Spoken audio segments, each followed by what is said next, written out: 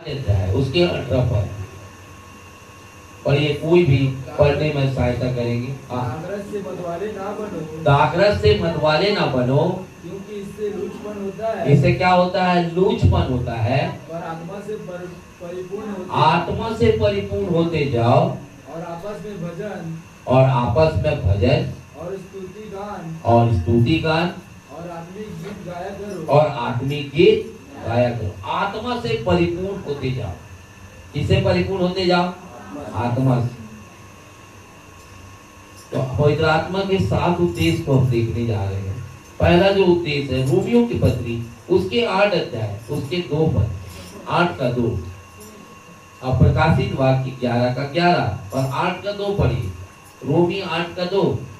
क्योंकि जीवन की आत्मा की व्यवस्था ने मसीह यीशु में, व्यवस्था ने मसीह यीशु में मुझे पाप की और मृत्यु की व्यवस्था से स्वतंत्र कर दिया। पाप और मृत्यु की व्यवस्था से मुझको स्वतंत्र कर दिया। क्योंकि जो काम व्यवस्था शरीर के कारण, जो व्यवस्था शरीर के कारण दुर्बल होकर ना कर सकी, दुर्बल होकर के नहीं कर सकी, उसको परमेश्वर ने किया, उसे परमेश्वर ने किया। अर्थात अपने अपने ही पुत्र को पाप में शरीर की समानता में, पाप में शरीर की समानता में और पाप बलि होने के लिए भेजकर। बस। Hallelujah, hallelujah. एक बार फिर से पढ़े, 8 का 2 पढ़ो। रोमी 8 का 2। क्योंकि जीवन की आत्मा की व्यवस्था ने मसीह यीशु में मुझे पाप की और मृत्यु की व्यवस्था से स्वतंत्र कर दिया, अर्थात छुटकारा दे दिया। हालेलुया।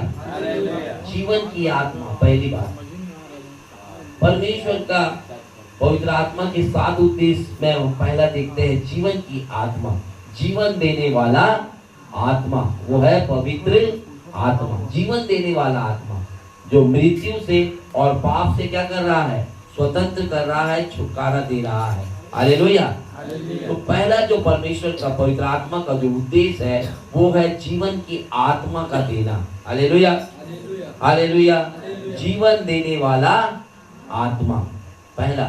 दूसरा, रोमियो की पुस्तक उसके 8 अध्याय, उसके 15 पद, गलातियों की पुस्तक उसके 3 अध्याय, उसके 7 पद पढ़िए। क्योंकि तुमको दासत्व की आत्मा नहीं, तुमको गुलामी की आत्मा नहीं, हाँ, फिर भयभीत हो, फिर तुम लोग डर जाओ, भयभीत हो जाओ,